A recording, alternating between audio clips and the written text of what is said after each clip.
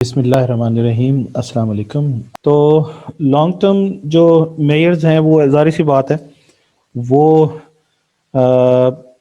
इसलिए हम उसको मेयर करते हैं ताकि हम ये डिसाइड कर सकें कि हम किसी इन्वेस्टमेंट प्रोजेक्ट को में इन्वेस्टमेंट करेंगे या नहीं करेंगे। तो ये बड़ी इम्पॉर्टेंट चीज़ है इस हवाले से।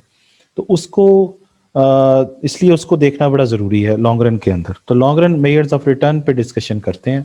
अगला क्वेश्चन, तो इसमें थोड़ा सा आपको ये बताया गया है कि कुछ फर्म्स ऐसी भी होती हैं जो कि आपको पर ईयर जो है वो डिविडेंड पे नहीं करते। यानी आपने किसी कंपनी के शेयर खरीद लिए, तो कंपनी के शेयर खरीदने के बाद नॉर्मली कंपनी एनुअली आपको डिविडेंड पे करती हैं, लेकिन बाज़ वक़्त ऐसा भी होता है कि वो आपको नहीं पे करती हैं। तो जैसे इसने एग्जांपल दी हुई है, जैसे माइक्रोसॉफ्ट की एग्जांपल दी है कि वो 1975 के अंदर बनी थी, लेकिन उसने 2003 तक किसी भी अपने शेयर होल्डर को कोई डिविडेंड नहीं दिया, बाद में देना शुरू किया।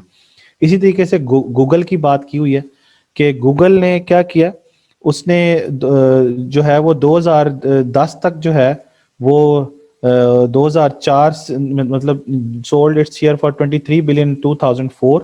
यानी 2004 में उन्होंने इतने बिलियन के शेयर फरोख्त किए, लेकिन 2004 से लेकर 2010 तक उन्होंने किसी को भी किसी शेयर होल्डर को भी डिविडेंड जो है वो पे नहीं किया।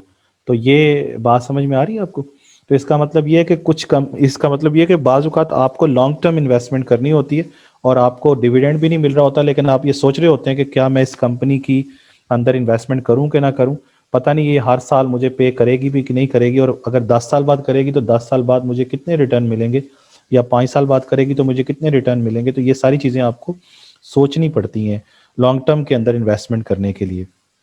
तो इसके लिए ज़ाहिर सी बात है आपको लॉन्ग टर्म अर्निंग्स जो है बिजनेस की उसको कंसिडर करना पड़ता है, और आपको रिटर्न देखने पड़ते हैं कि कितने हो गए, यानी आपको एक्सपेक्ट करने पड़ते हैं, और वो चीज़ें फिर आप करते हैं वहाँ पे। ठीक है ना जी? तो इसी चीज़ को सामने रखते हुए जो आप फ्यूचर में आप ये सोचते हैं कि मुझे जो है वो क्या क्या मिलेगा, कितनी अमाउंट में कैश मिलेगा, तो आप उस चीज़ के लिए डिफरेंट मॉडल्स यूज़ करते हैं। और आप फ्यूचर में चूंकि आपने अभी आपको मिले तो नहीं होते हैं वो कैश फ्लोज, तो आप उनको डिस्काउंट करके देखते हैं कि आज उनकी वैल्यू क्या होगी। और इसके लिए जाहिर सी बात है कि हमें थोड़ा सा डिस्काउंटिंग और कंपाउंडिंग और कुछ इस तरह की टर्म्स को समझना पड़ेगा, ताकि आप इसको अच्छे तरीके से अंडरस्टैंड कर सकें। तो मैं इसको पहले आपको समझाता हूँ। जैसे यहाँ पर देखिए, अगर हम आज 100 रुपया किसी बैंक में जमा कराते हैं और हमें 1 साल बाद 110 रुपया मिलता है, तो इसका मतलब ये है कि ये 100 रुपया 110 रुपये में कन्वर्ट हो जाएगा आफ्टर 1 ईयर। तो इसका मतलब ये है कि किसी इंटरेस्ट रेट पर ही ये 100 से 110 पर गया ना, और फर्ज कर लीजिए कि वो इंटरेस्ट रेट 10% है। तो इसका मतलब ये है कि जब आज जो आप बात कर रहे हैं वो क्या है, ये आज की वैल्यू है, और ये जो 1 साल बाद आपको मिलना है वो फ्यूचर वैल्यू है। तो एक साल बाद जो आपको मिल रहा है वो 110 है, और जो आज आपको मिला है, जो आज आपके पास है वो क्या है, वो 100 है। तो ये कह लीजिए कि 100 की एक साल बाद जो आपको मिलनी है अमाउंट, 1 साल बाद अगर 10% इंटरेस्ट रेट हो तो 110 रुपया है। यानी 100 की जो प्रेजेंट वैल्यू है वो 100 ही है, लेकिन 100 की जो फ्यूचर वैल्यू है वो 10% इंटरेस्ट रेट के ऊपर 110 रुपये है। और इस प्रोसेस को, जिसके अंदर 100 से अमाउंट आपकी 110 पे बढ़ गई है, इस प्रोसेस को हम क्या कहते हैं, this process is called compounding. Compound का मतलब होता है बढ़ना, और जिस इंटरेस्ट रेट पर ये बढ़ रही है, इस इंटरेस्ट रेट को हम कहेंगे कंपाउंड रेट। इस इंटरेस्ट रेट को क्या कहेंगे, कंपाउंड रेट कहेंगे। इसी तरीके से अगर ये तो था कि आप आज सोच रहे हैं कि 100 रुपये किसी बैंक में जमा कराएं तो 1 साल बाद आपको 110 रुपए मिलेंगे। लेकिन अगर आप उलट सोचें कि जो 110 रुपए आपको 1 साल बाद मिलने हैं, उसकी आज क्या वैल्यू है, तो ये चीज, इसका मतलब है कि आप इसको डिस्काउंट करेंगे, डिस्काउंट करते करते आप 100 पर लेके आएंगे, और जिस रेट ऑफ इंटरेस्ट पे आप इसको डिस्काउंट करेंगे वो 10% ही होगा, और इसको हम डिस्काउंट रेट कहेंगे। इसको क्या कहेंगे? डिस्काउंट रेट कहेंगे। और अगर आप फ्यूचर से प्रेजेंट की वैल्यू फाइंड कर रहे हैं तो इस प्रोसेस को हम डिस्काउंटिंग कहेंगे। This process is called discounting. तो फ्यूचर से प्रेजेंट की तरफ जाना और प्रेजेंट से किधर जाना, फ्यूचर की तरफ जाना, ये दो चीजें समझने वाली हैं।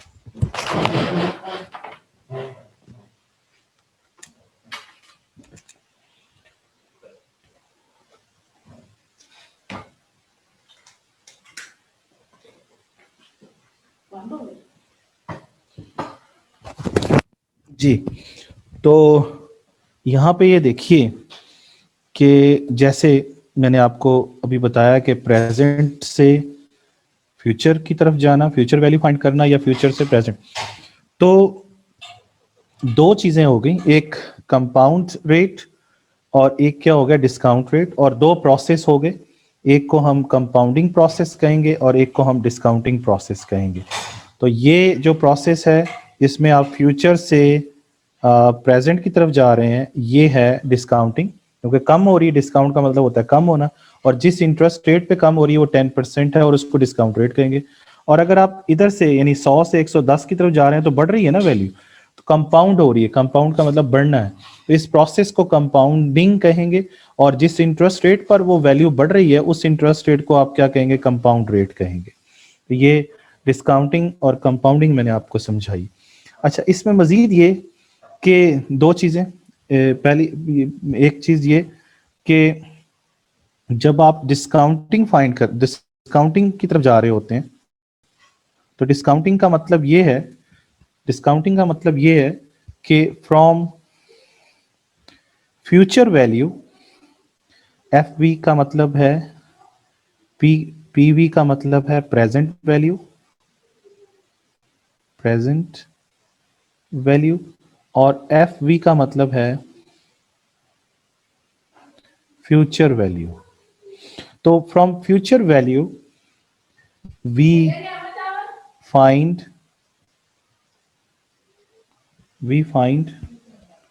प्रेजेंट वैल्यू, और कंपाउंडिंग पे अगर आप जाते हैं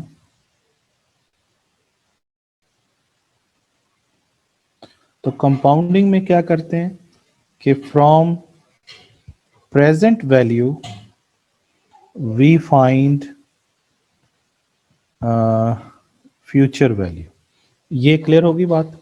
ये दोनों चीजें समझें, डिस्काउंटिंग के अंदर क्या होता है और कंपाउंडिंग के अंदर क्या होता है। डिस्काउंटिंग में ये है कि फ्यूचर से आप प्रेजेंट की तरफ जाते हैं, फ्यूचर से आप प्रेजेंट की तरफ जाते हैं, और यानी फ्यूचर वैल्यू से आप प्रेजेंट वैल्यू फाइंड करते हैं, और कंपाउंडिंग के अंदर आप प्रेजेंट वैल्यू से फ्यूचर वैल्यू फाइंड करते हैं। ये है डिस्काउंटिंग और कंपाउंडिंग, ठीक है। अच्छा, एक चीज, ये सब कुछ किस लिए हो रहा होता है? ये सारी चीजें इसलिए होती हैं कि आपके पास जो अमाउंट होती है, जैसे मैंने अभी आपको कहा कि 100 रुपया था और वो 110 में हो गया, या 110 से आप 100 पे गए, तो असल चीज ये है, जो जिसके लिए सारा कुछ हो रहा है उसे हम कहते हैं time value of money. Time value of money, time value of money जो है ये बड़ी इंपॉर्टेंट है। टाइम वैल्यू ऑफ मनी का मतलब ये है कि the dollar in hand is more valuable than the dollar you would receive in future. Time value of money का क्या मतलब है? The dollar, dollar mean the amount, the dollar in hand, the dollar means एक dollar जो आपके पास अब है, the dollar in hand is more valuable to the dollar receive in future. जो डॉलर आपको फ्यूचर में मिलना है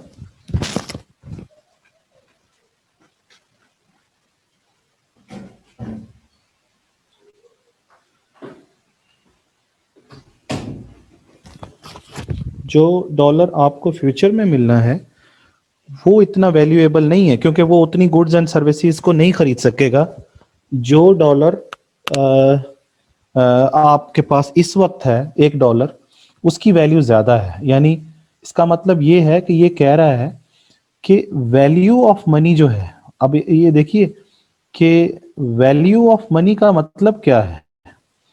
वैल्यू ऑफ मनी का मतलब है goods and services, goods and services, या एक्चुअली उसको ये भी कह सकते हैं कि परचेजिंग पावर ऑफ मनी। तो टाइम वैल्यू ऑफ मनी का मतलब ये है कि टाइम के साथ साथ, टाइम जितना गुजरता जाता है, टाइम elapse करता है, टाइम गुजरता है, उतनी ही वैल्यू ऑफ मनी जो है वो कम होती चली जाती है। That is called time value of money. ठीक है, यानी वक्त गुजरने के साथ साथ जो वैल्यू ऑफ मनी है, आपका जो एक कागज का नोट है, एक 100 रुपए का नोट है, या एक 10 रुपए का नोट है, या 1 रुपए का नोट है, कोई भी एक नोट है, उसकी वैल्यू कम होती चली जाती है वक्त के साथ। That is called time value of money. ठीक है, इसलिए इसने कहा कि $1 जो इस वक्त आपके हाथ में है उसकी वैल्यू ज्यादा है उसकी निस्बत जो डॉलर जो आपके पास फ्यूचर में आएगा। डॉलर सेम है, $1 अब है, $1 एक साल बाद जो आपके पास होना है, दोनों डॉलर ही हैं। वो भी डॉलर है, डॉलर होगा, ये भी डॉलर ही है, लेकिन जो डॉलर आपके पास इस वक्त है वो ज्यादा गुड्स एंड सर्विसेज खरीद सकता है, वो ज्यादा वैल्यूएबल है उस डॉलर की निस्बत जो आपको फ्यूचर में मिलना है। ठीक हो गया। अच्छा, ये टाइम वैल्यू ऑफ मनी का कॉन्सेप्ट है। अच्छा, इसके अंदर एक चीज और जो समझने वाली है वो ये है कि फर्ज कर लीजिए कि P0 मैं कह रहा हूं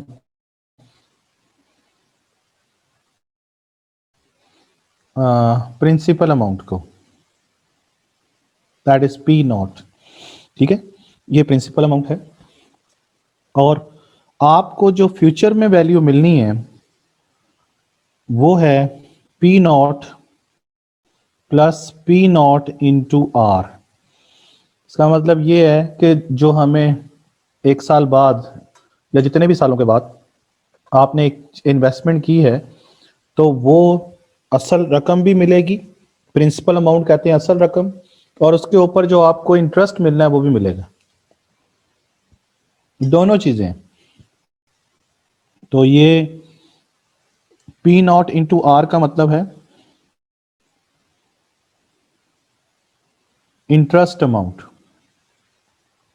तो एक साल बाद आपको दो अमाउंट मिलेगी, एक आपकी असल रकम जो आपने कर्ज पर दी थी, और एक उसके ऊपर सूद मिलेगा, उसको फ्यूचर वैल्यू कह देंगे। तो फ्यूचर वैल्यू असल में टोटल पेमेंट्स हैं जो आपको मिलनी है। टोटल जो पेमेंट आपको मिलनी है, अगर आपने किसी को कर्जा दिया हुआ है तो साल बाद अगर आपको मिल रही है, या किसी भी टाइम पीरियड के बाद, तो आपको मिलनी है प्रिंसिपल अमाउंट जो आपकी असल रकम मिलनी है वापस, प्लस आपको इंटरेस्ट अमाउंट मिलनी है ना जी। असल रकम प्लस सूद वाली रकम, ये टोटल पेमेंट है। और अगर गौर करें तो यहां पर भी वही है, असल रकम प्लस इंटरेस्ट अमाउंट जो आपको फ्यूचर में मिलनी है। तो इसका मतलब टोटल पेमेंट आपको कब मिलनी होती है, फ्यूचर में मिलनी होती है, वो फ्यूचर उसकी वैल्यू होती है। तो यहां पर अगर हम प्रिंसिपल अमाउंट की बात कर रहे हैं, तो प्रिंसिपल अमाउंट और एक जो मैंने भी बात बोली थी पीवी, इसे हम कहते हैं प्रेजेंट वैल्यू। तो इनिशियल अमाउंट और प्रेजेंट वैल्यू तो सेम ही होती है एक साल के अंदर, तो इसलिए हम इसको रिप्लेस कर सकते हैं पीवी के साथ। तो पीवी इंटू आर, और ये पीवी एफ वी सॉरी। तो इसमें से अगर हम फ्यूचर वैल्यू फाइंड करना चाहें तो पीवी कॉमन निकाल रहे हैं तो बाकी बचता है 1+r। तो ये फ्यूचर, ये और कितने सालों के लिए, वो n ईयर्स के लिए आ जाएगा। तो ये आपके पास फार्मूला आ गया किसका, फ्यूचर वैल्यू फाइंड करने का। ये फार्मूला फ्यूचर वैल्यू फाइंड करने का, समझ गए, ये मुश्किल तो नहीं है। तो इसका मतलब ये है कि you can use this formula to find the future value. और अगर हम इसको इसी फार्मूले को देखें तो इसके अंदर आपको नजर आ रहा है कि जो फ्यूचर वैल्यू है वो एक्चुअली दो चीजों को मल्टीप्लाई करके आ रही है। यानी प्रेजेंट वैल्यू को 1+r⁻n के साथ, n मैंने खुद अब लिखा है, इसका मतलब कितने सालों के लिए वो आप लेके जा रहे हैं उसको।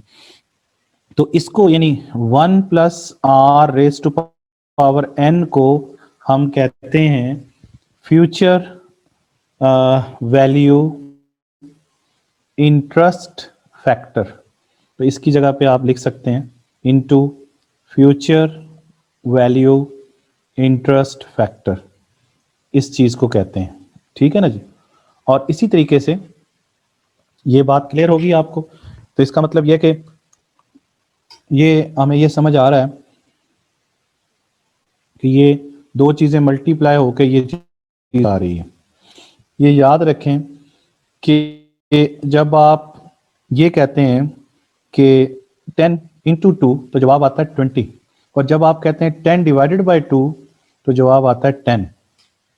इसका मतलब ये है कि जब मल्टीप्लिकेशन होती है तो जवाब ज्यादा आता है, और जब डिवीजन होती है तो जवाब कम आता है। और फ्यूचर में आप देखें यहाँ पे, तो फ्यूचर की वैल्यू जो है वो ज्यादा आ रही थी। ये 100 थी प्रेजेंट की वैल्यू, और फ्यूचर में आ रही थी 110, उसकी यानी अमाउंट ज्यादा आ रही थी। तो इसलिए जब भी आप फ्यूचर की वैल्यू फाइंड करेंगे तो फार्मूले के अंदर जो ऑपरेशन हो रहा होगा वो मल्टीप्लिकेशन का हो रहा होगा, इसलिए मल्टीप्लिकेशन यहाँ नजर आ रही है आपको। ये देख रहे हैं ना, जैसे ये बात मैंने भी समझाई है। और यहीं से यानी इसी फार्मूले से अगर आप पीवी फाइंड करें, प्रेजेंट वैल्यू फाइंड करें, तो प्रेजेंट वैल्यू का फार्मूला होगा FV/1+r⁻n, है ना। तो आप देखें कि इसको, इसके अंदर क्या आ रहा है, डिवाइड होके आ रही। जैसे यहां पर मैंने आपको समझाया डिवाइड होके आ रही, तो ये देखें डिवाइड होके आया तो वैल्यू कम आती है।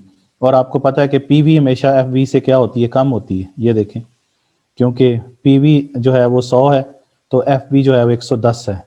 तो present value is less than the future value, है ना।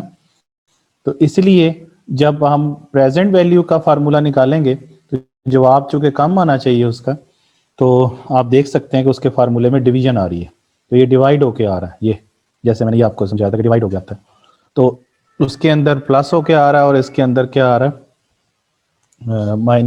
डिवाइड होके आ रहा है। और इस चीज को यानी ये जो फार्मूला हमारे पास आ गया है, ये प्रेजेंट वैल्यू को फाइंड करने का फार्मूला है। You can find this, you can apply this formula to find the present value. कोई मुश्किल तो नहीं लग रहा है, ये चीज आप फाइंड कर सकते हैं इसके अंदर। दिस इज द फार्मूला,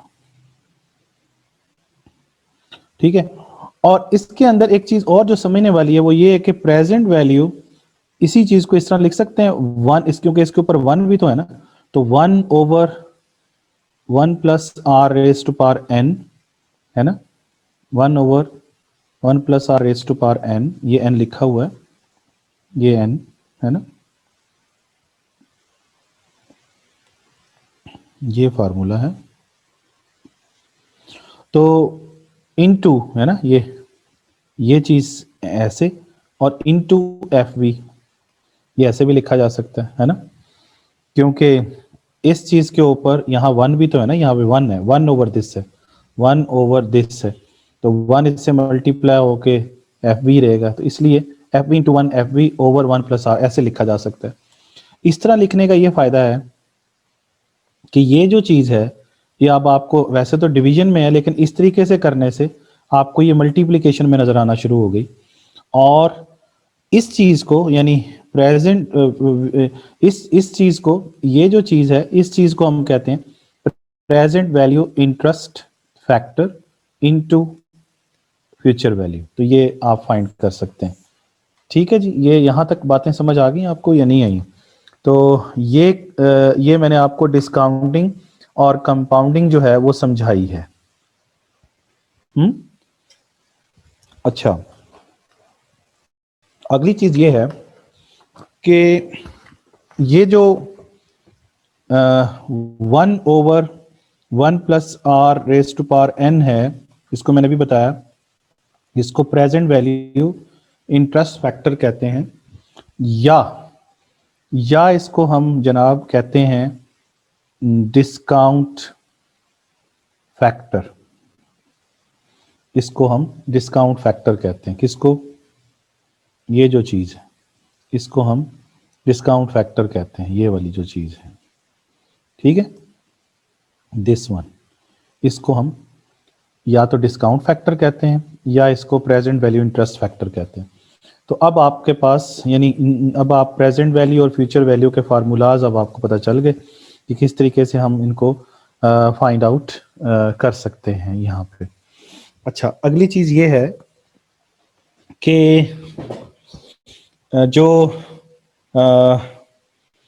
ये जो आपके फ्यूचर वैल्यू है उसको आप जब डिस्काउंट करते हैं तो इनको हम डिस्काउंटेड कैश फ्लोज कहते हैं।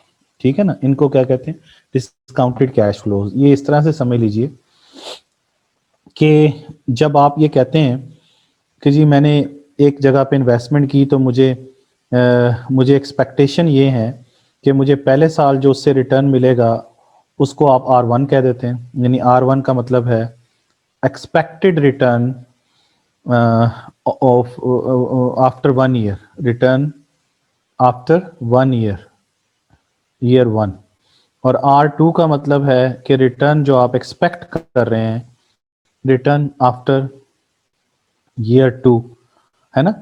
और अप टू, अगर मैं इसको n तक ले जाऊं तो ये रिटर्न आफ्टर ईयर n। तो ये रिटर्न्स हैं जो आप एक्सपेक्ट कर रहे हैं, यानी ये वो रिटर्न्स हैं जो कि फ्यूचर में मिलने हैं आपको।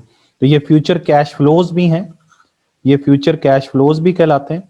और ये वो हैं जो आप एक्सपेक्टेड रिटर्न्स हैं जो आपको मिलने हैं, जो कि आप समझ रहे हैं कि मैं इन्वेस्टमेंट करूं तो मुझे कैसे कैसे रिटर्न मिलेंगे, ये आप एक्सपेक्ट करते हैं खुद से। जैसे आप प्रेजेंट वैल्यू फाइंड करेंगे तो प्रेजेंट वैल्यू का फार्मूला मैंने भी बताया कि FV/1+r⁻n है। तो जो ये फ्यूचर वैल्यूज हैं ये आपकी एक्चुअली जो FV हैं, ये सारी जो FV हैं फ्यूचर वैल्यू, ये सारी जो रिटर्न आपको फ्यूचर में मिलने हैं इनको आप FV कह रहे हैं। दिस इज द मतलब series of income that you would generate in future, है ना। तो आप ये लिख सकते हैं ना प्रेजेंट वैल्यू के R1 और इसके नीचे आ जाएगा 1+r, ये पहला आ जाएगा। फिर R2 यानी दूसरे साल जो आपको रिटर्न मिलना है तो 1+r⁻, ये 2 आ जाएगा। और अगर मतलब जितने भी साल के हैं n ईयर तक तो Rn/1+r⁻n। तो ये सारा आप लिख सकते हैं इसके अंदर, है ना। तो ये क्या है?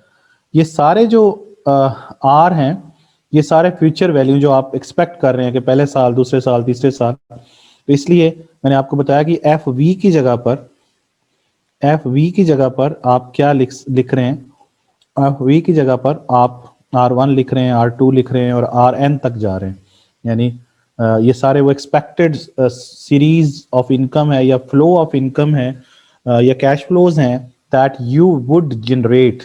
ये एक्सपेक्ट कर रहे हैं कि जनरेट करेंगे, कि ये नहीं है, ये एक्सपेक्ट कर रहे हैं कि ये मिलेगा मुझे, और उसकी आज क्या वैल्यू होगी आफ्टर डिस्काउंटिंग। तो जब आप डिस्काउंट कर देते हैं तो वो डिस्काउंटेड कैश फ्लोज बन जाते हैं। और डिस्काउंटेड कैश फ्लोज जो होते हैं, ये वाला है, ये पहले साल का डिस्काउंटेड, क्योंकि इसको आपने 1+r के साथ क्या किया है, यानी डिस्काउंट फैक्टर के साथ डिवाइड किया है। ये डिस्काउंट फैक्टर है ना सारा, तो डिस्काउंट फैक्टर के साथ आपने पहले साल के रिटर्न को डिवाइड किया है या डिस्काउंट किया है। फिर दूसरे साल के रिटर्न को आपने डिस्काउंट फैक्टर के साथ डिवाइड किया है क्योंकि इधर उसके ऊपर 1 है ना, इनके ऊपर सबके ऊपर 1/1 है, तो 1/1 प्लस आर चल रहा है। यानी इसको अगर आप इस तरह से लिख लें, और अगर आसानी करने के लिए अगर मैं कर दूं तो ये इंटू R1 ऐसे कर सकते हैं। तो ये समझ आई बात। फिर ये आ जाएगा 1/1 प्लस आर स्केयर और इंटू R2 है ना, फिर into 1/1 plus R N into R N, ऐसे भी लिखा जा सकता है। तो समझने वाली बात यह है कि जब रिटर्न, ये जो रिटर्न्स हैं या इनको nominal value of cash flows भी कहते हैं, है ना, ये जो R1 है सारे, R1 R2 ये सारे क्या हैं, इनको हम nominal value of cash flow भी कहते हैं। तो nominal value of cash flows को जब आप डिस्काउंट फैक्टर से डिवाइड करते हैं तो वो क्या बन जाते हैं, उनको हम डिस्काउंटेड कैश फ्लोज कहते हैं।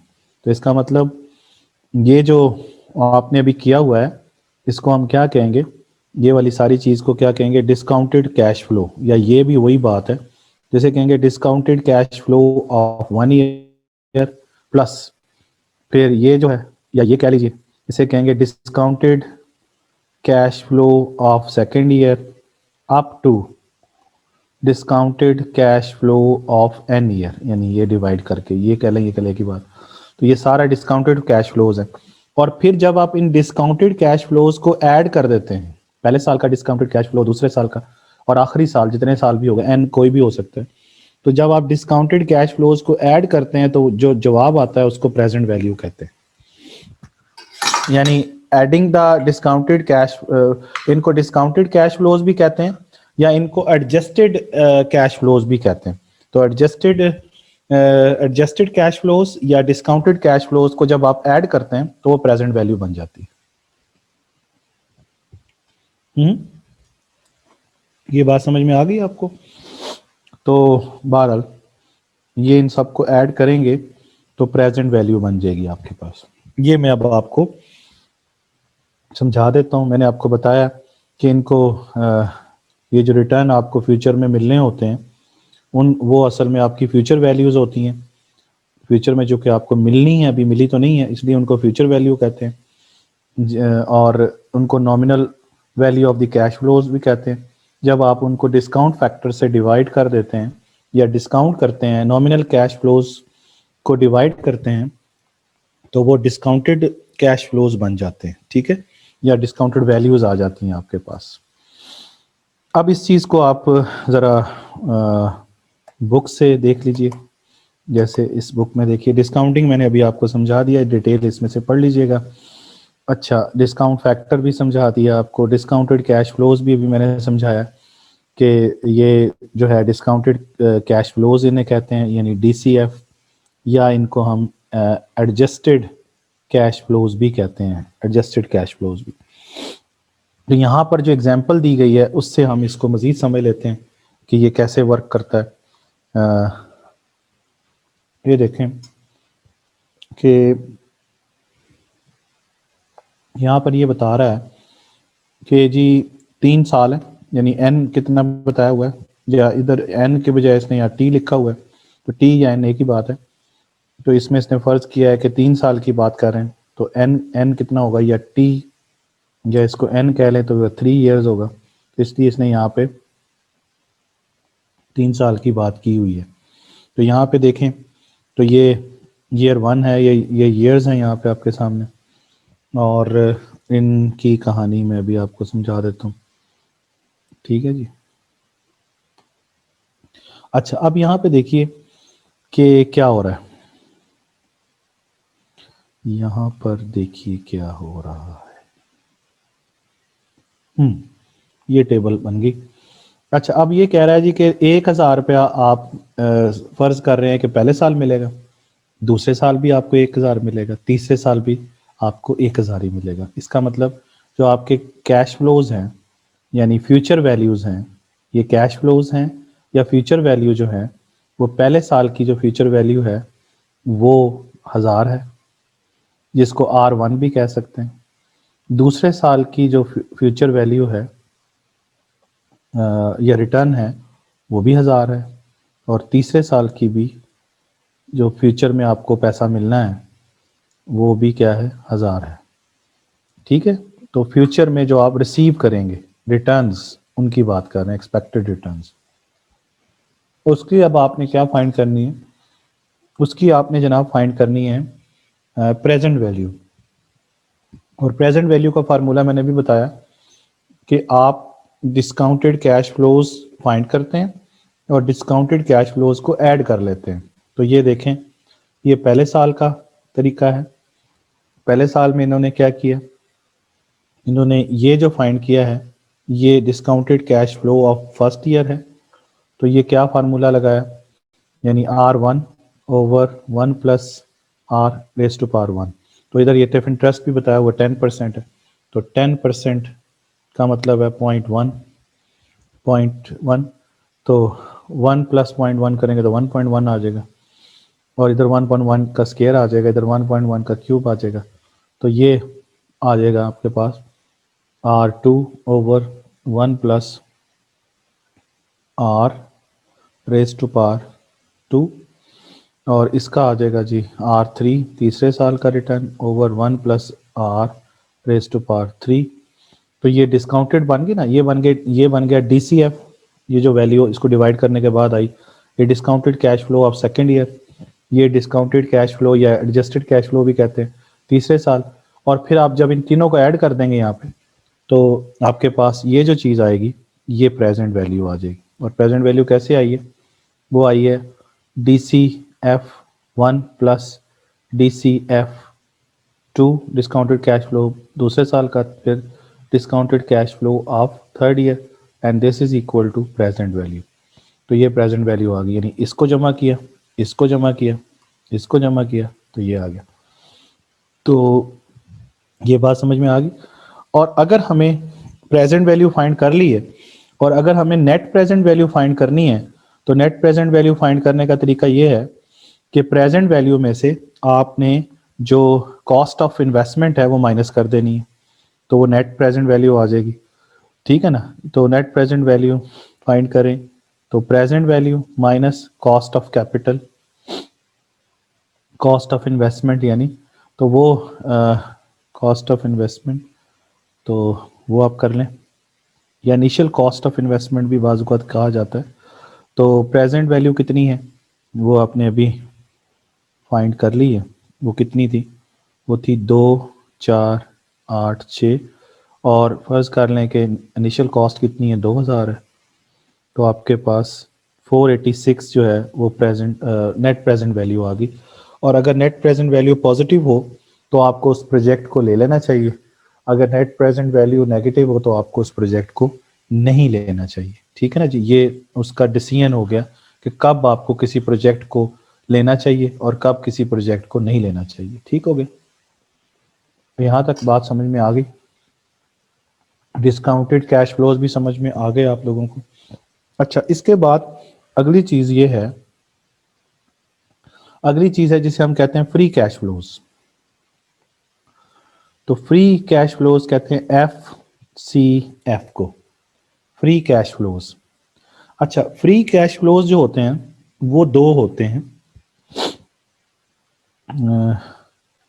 फ्री कैश फ्लोज दो होते हैं जी। एक को हम कहते हैं FCFF और एक को हम कहते हैं FCFE। ये फ्री कैश फ्लोज की दो काइंड्स हैं, एक को कहते हैं FCFF और एक को कहते हैं FCFE। ठीक है जी, तो ये दो इसकी काइंड्स हैं। एक को हम कहते हैं फ्री कैश, एक को हम कहते हैं free cash flows to equity, इसको free cash flows to equity, और दूसरे पहले को कहते हैं free cash flows to the firm, इसको कहते हैं free cash flows to the firm, और इसको कहते हैं free cash flows to the equity.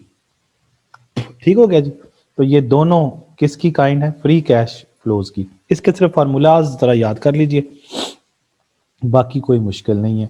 तो इसमें जो एफ सी, ये जो free cash flows to equity है, sorry free cash flows to firm है, उसका फार्मूला ये है कि पीबीआईटी में से टैक्स माइनस करें और कैपिटल एक्सपेंडिचर माइनस कर दें, तो आपके पास एफ सी एफ एफ आ जाएगा। ठीक है, यानी यानी यानी यानी यानी कि ये आ जाएगा। इसका फार्मूला क्या है? इसका फार्मूला है, जैसे मैंने अभी बताया, कि पीबीआईटी में से माइनस कर दें, ये देखें, टैक्सेस को और कैपिटल एक्सपेंडिचर को। Taxes minus capital expenditures. और एफ सी एफ ई का फार्मूला वो ये दिया हुआ है। एफ सी एफ ई के लिए आपको एफ सी एफ एफ पहले फाइंड करना पड़ेगा। तो F C F F find करके उसमें से इंटरेस्ट पेमेंट माइनस कर दें, इंटरेस्ट पेमेंट को माइनस कर दें, तो आपके पास एफ सी एफ ई आ जाएगा। जैसे आपको यहाँ पे एग्जांपल दी गई है, यहाँ देखें, उसने पीबीआईटी बता दिया, इंटरेस्ट एक्सपेंस बता दिए, टैक्स बता दिया, कैपिटल एक्सपेंडिचर बता दिया। अब आपको फाइंड करना है क्या भला? अब आपको फाइंड करना है एफ सी एफ एफ पहले। तो पीबीआईटी चाहिए, पीबीआईटी यहाँ पे दिया हुआ ये, और टैक्सेस चाहिए, टैक्सेस ये अमाउंट दी हुई है, और आपको क्या चाहिए? कैपिटल एक्सपेंडिचर, ये दिए हुए तीनों। ये करके उसने फाइंड कर लिया F C F F. F C F F में से अगर आप इंटरेस्ट एक्सपेंस माइनस कर दें तो एफ सी एफ ई आ जाता है, वो भी आपने फाइंड कर लिया। तो ये मुश्किल नहीं था, ये अब आप कर सकते हैं इसके अंदर। अच्छा, इसके बाद अगली चीज़ जो हमने अब एक्सप्लेन करनी है वो है कि discounting the free cash flows. Free cash flows को भी डिस्काउंट किया जा सकता है। डिस्काउंटिंग का तरीका आपको पता ही है कि आपको उसको डिस्काउंट फैक्टर से डिवाइड करना पड़ेगा।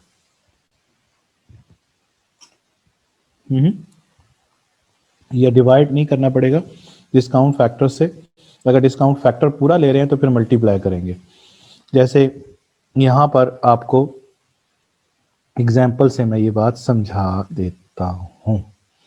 ये देखिए, इस एग्जाम्पल में आपको नज़र आ रहा है कि 3 साल का डेटा दिया हुआ है। ये फ्लो जो है पीएलसीज, यानी पीएलसीज मीन पब्लिक लिमिटेड कंपनी, और ये फोरकास्ट कर रही है कंपनी की एक्सपेक्टेड लेवल ऑफ अर्निंग्स को, और उसमें ये बता रहे हैं कि पहले साल हम इतना अर्न करेंगे, दूसरे साल इतना करेंगे, तीसरा साल इतना करेंगे, और फिर वो बता रहे हैं कि कंपनी ने इतनी अमाउंट जो है ऑर्डिनरी शेयर्स की जो है वो इश्यू की हुई है, और उसके बाद उन्होंने जो रिक्वायर्ड रेट ऑफ रिटर्न आपको बताया हुआ है वो 17% है, यानी ये वो है जिसे हम आर कहते हैं।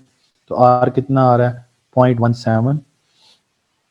और उसके बाद जनाब आपको बता दिया है, 2 चीज़ें पूछी हैं कि कंपनी की करंट मार्केट वैल्यू क्या होगी और ऑर्डिनरी शेयर प्राइस क्या होगी। ये 2 चीज़ें हमने इस एग्जांपल से तय करनी है। ये अब हम पढ़ लेते हैं इसको कैसे करते हैं।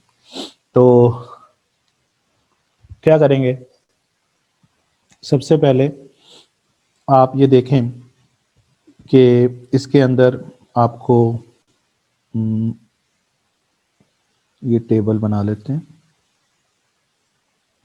ये ईयर्स 3 साल का डाटा दिया हुआ है, ये 3 साल लिख लिए। फिर कैश फ्लोज आ गए तीनों सालों के। उसके बाद डिस्काउंट फैक्टर आपको पता है, डिस्काउंट फैक्टर का फार्मूला क्या होता है? डिस्काउंट फैक्टर का फार्मूला होता है जी 1/1 plus R raise to power N. N का मतलब टाइम पीरियड। तो आर आपको बता दिया गया कितना है, आर कितना है भला? तो आर है हमारे पास 17%। तो 17% का मतलब 0.17। तो आप यहाँ से पहले आप चाहे तो डिस्काउंट फैक्टर कैलकुलेट कर लें, पहले साल का कैलकुलेट करेंगे तो उसका फार्मूला क्या होगा? उसका फार्मूला होगा 1/1 प्लस 1 प्लस वो करेंगे आर, तो आर कितना है? 0.17 है। तो आप एग्जैक्ट अमाउंट लिख लें तो वो आ जाएगा 1.17, है ना, 1.17। तो ये आ जाएगा 1.17, और 1.17 रेज टू पावर क्या पहला साल है तो 1 नहीं आएगा, तो ये जवाब आ जाएगा आपके पास। ठीक है, दूसरे साल का जब डिस्काउंट फैक्टर निकालेंगे तो वो आएगा 1/1.17 और इसका स्केयर करेंगे तो ये जवाब आ जाएगा। और तीसरे साल का जब आप निकालेंगे ये वाला तो इसका आएगा 1/1.17 होल रेज टू पावर 3। तो ये आ जाए, ये डिस्काउंट फैक्टर आ गया। और मैंने अभी आपको बताया था कि जो डिस्काउंट कैश फ्लोज होते हैं, डिस्काउंट कैश फ्लोज क्या होते हैं कि आप डिस्काउंट कैश फ्लोज ये होते हैं कि आप कैश फ्लोज को मल्टीप्लाई कर देते हैं किससे? डिस्काउंट फैक्टर से।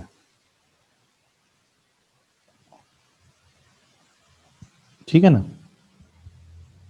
ये बात हमने ऊपर भी समझी थी, ये वाली बात। उसको इसके साथ क्या कर देते हैं? मल्टीप्लाई कर देते हैं। ये मैं आपको इधर दिखा भी देता हूँ कैसे। ये जो बात मैंने की थी आपसे यहाँ पे, ये देखें, ये मैंने आपको बताया था कि ये देखें, ये है आपका ये वाला क्या है? ये आपका डिस्काउंट फैक्टर है और इसको आपने मल्टीप्लाई कर दिया कैश फ्लो के साथ, है ना। ये दोनों मल्टीप्लाई हो रहे हैं, ये इनटू ये, तो ये DCF आया था आपको, है ना। या आप R1 को 1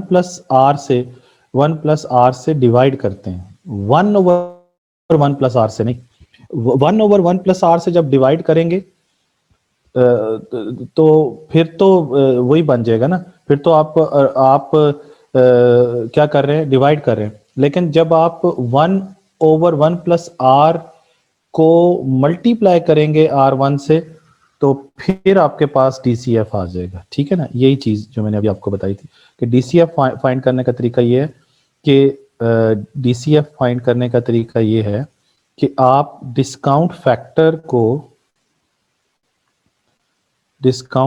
फैक्टर को यानी 1/1 को मल्टीप्लाई कर दें कैश फ्लोज के साथ। तो ये आपके सामने कैश फ्लोज। तो कैश फ्लोज का मतलब ये है कि जो भी कैश फ्लोज हैं आपके पास, ये वाली चीज, ठीक है ना जी। तो आपके पास क्या आ जाता है? डिस्काउंट कैश फ्लोज आ जाती है। और फिर जब आप डिस्काउंट कैश फ्लोज को ऐड करना शुरू कर देते हैं तो आपके पास क्या आ जाता है? Present value. तो यही चीज यहाँ पे हम कर रहे हैं। ये देखिए कि ये आपके पास डिस्काउंट फैक्टर्स आ गए और इनको हमने डिस्काउंट फैक्टर्स कहा हुआ है और इसका फार्मूला आपको पता है कि 1/1 + R⁻n है। ये हमने पहले फाइंड कर लिए। और ये जो यहाँ पे लिखा हुआ है प्रेजेंट वैल्यू, ये प्रेजेंट वैल्यू नहीं है, ये प्रेजेंट वैल्यू नहीं है, बल्कि ये है DCF। DCF क्या है? DCF का फार्मूला है cash flow into discount factor. और ये क्या है? ये डिस्काउंट फैक्टर। इसका मतलब ये इस कॉलम को, कैश फ्लो को डिस्काउंट फैक्टर से मल्टीप्लाई करना है, यानी इस चीज को आपने इससे मल्टीप्लाई करना है तो ये आ जाएगा। फिर इस चीज को आपने इससे मल्टीप्लाई करना है तो ये आ जाएगा। फिर इस कैश फ्लो को इस डिस्काउंट फैक्टर से करना है तो ये आ जाएगा। फिर जब आप सारे डिस्काउंट फैक्टर्स को, यानी ये आ जाएगा DCF1, ये आ जाएगा DCF2 और ये आ जाएगा DCF3।